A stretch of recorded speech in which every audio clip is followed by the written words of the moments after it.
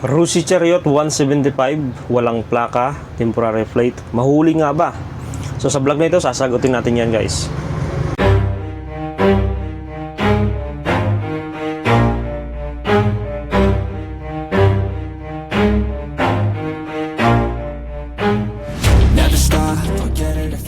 Yun guys, welcome back na naman dito sa ating channel. At syempre, huwag nyo kalimutang i-subscribe yung ating channel. Click the subscribe button at click nyo po yung bell. Click nyo po yung all para lagi kayong updated sa ating mga vlog dito sa Cagayan. So ayan, may mga nagtatanong sa atin guys tungkol dito sa ating chariot. Alam nyo naman, marami tayong nagiging encounter dito ng mga tanong, no? So isa ito sa mga tanong na kahapon lang na sinend sa atin. So piniem niya guys, no? Sabi niya, boss, yung Rusi Chariot ko walang plate na walang plaka na galing sa LTO. So pinagawan ko siya ng plaka na improvise, and then ayun ang nilalagay ko ngayon. Sabi niya sa akin, boss, inuunor ba yan ng LTO? At paparahin ba tayo niyan o matitikitan ba tayo niyan kung ganyan ang gagamitin natin, temporary plate, no? Yan so yun ang tanong niya.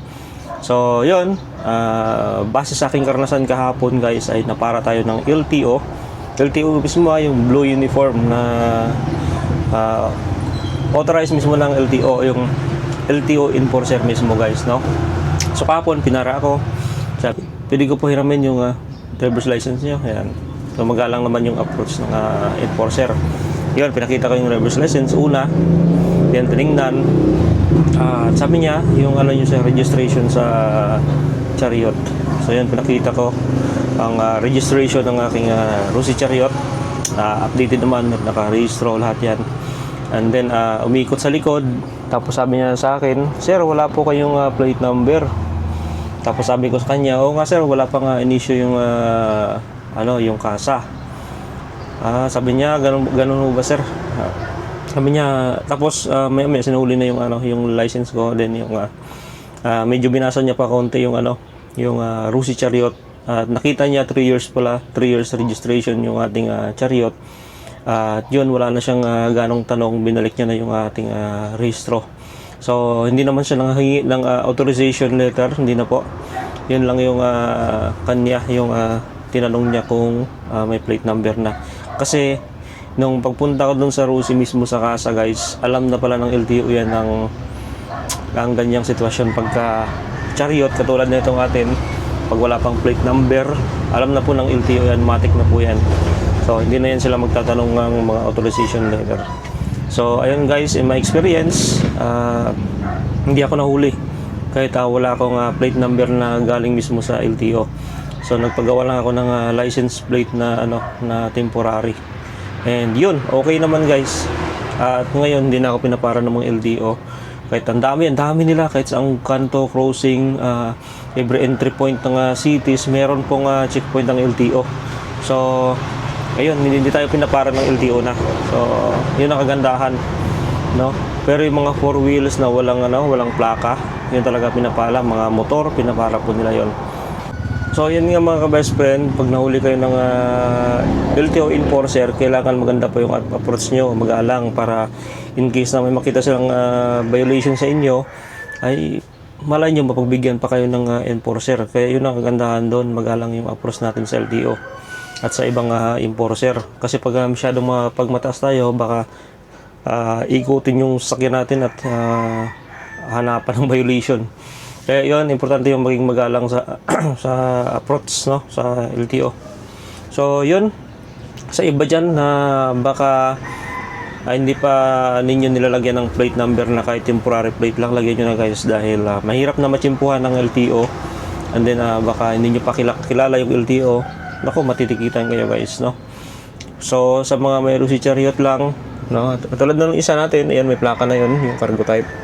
Yan, meron na pong plate number yon. Itong sa atin, wala lang plate number na galing talaga sa LTO kasi simula nung October 2022 hanggang ngayon 2025, wala pa pong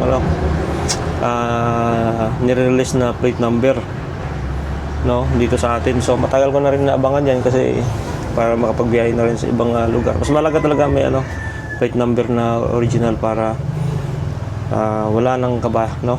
So, yun. Yun, baka may magtanong pa dyan na sa ating chariot tungkol dito sa regulation sa highway. Kasi maraming nagtatanong sa atin kung yung chariot natin ay pwede ba ito siya na national highway o yung tinatawag natin na AH26 o Asian Highway 26. Pwede po yan. Basta kung maluwag yung daan and then kaya nyo naman gumilid na lang po kayo sa most outer lane sa right side nyo para hindi po kayo mahagip ng mga sasakyan na mabilis. Kasi may mga 4 wheels na matutulin po talaga. Kaya gumilid na lang po kayo. Mag right side na lang kayo. At yun. Ano pa yung depende rin po sa ordinance ng isang cities. Mayroon po yung pinapatupad na mga ordinansa ang bawat city na bawal yung trike idaan doon mismo sa city o yung mismong city na. So katulad doon sa sa 3C Martires, merong area doon na bawal ang trike. Yun. Sa Maynila, marami pong daanan doon na bawal ang trike. Kaya mag-ingat kayo doon kasi ang daming LTO doon guys. Daming nanguhuli doon ng mga deputized ng LTO katulad ng MMDA, no? At iba pang mga authorized ng LTO. Kaya pag natikitan kayo, pag yung hawak nilang panikit ay panikit ng galing sa LTO, matik na po yun na papasok po yun sa system ng LTO. Kaya ingat-ingat po tayo sa mga ka-best friend natin dyan na bumabiyahe, no? Baka magkamali kayo ng mapasukan at doon kayo makapasok sa mga bawal na daanan na trike, no? Ano pa yung bawal? Expressway, yan, EDSA, Marcos Highway, ano pa, at iba pang mga national highway dyan na bawal. NLEX, SLEX, Skyway, yan po yung mga bawal talaga. So yun, baka magkamali kayo dyan, matitikitan po kayo. Yan po yung panikit nila ay sa ano po yan, sa LTO. Deputized po yan sila ng LTO, yung mga enforcer dyan. Yun guys, thank you for watching, no?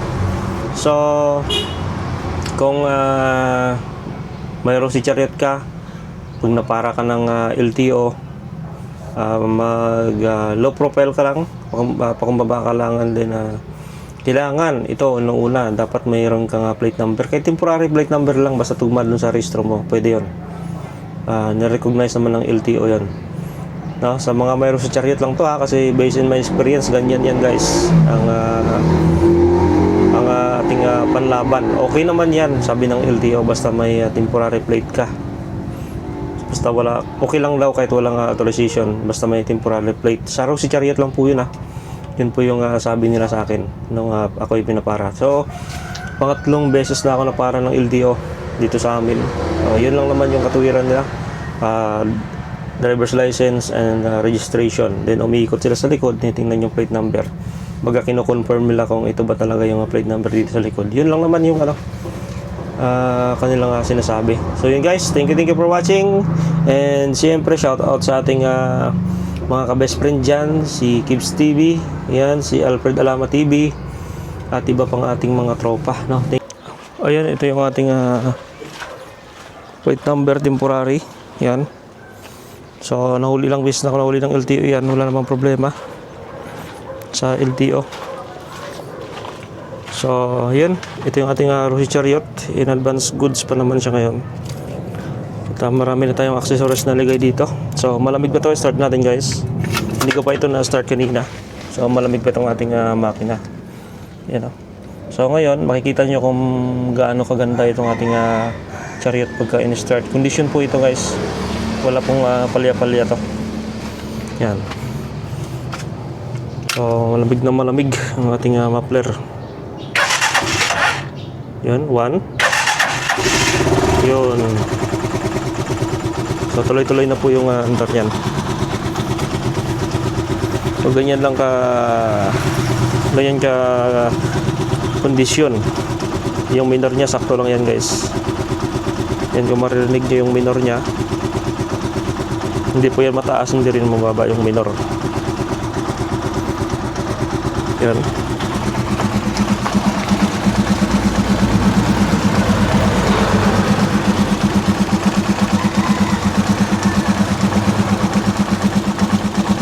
So goods na goods po yan mga ka-best friend.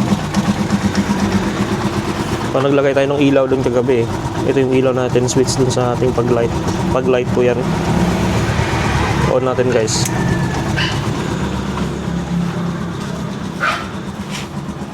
Yun pag-light natin dalawa.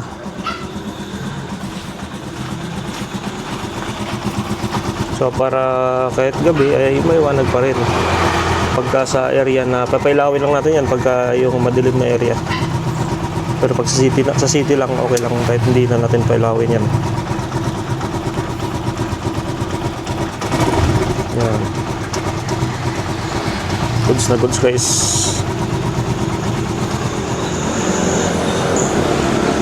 So, ito yung ating sticker. Ayan. Togi Ronda.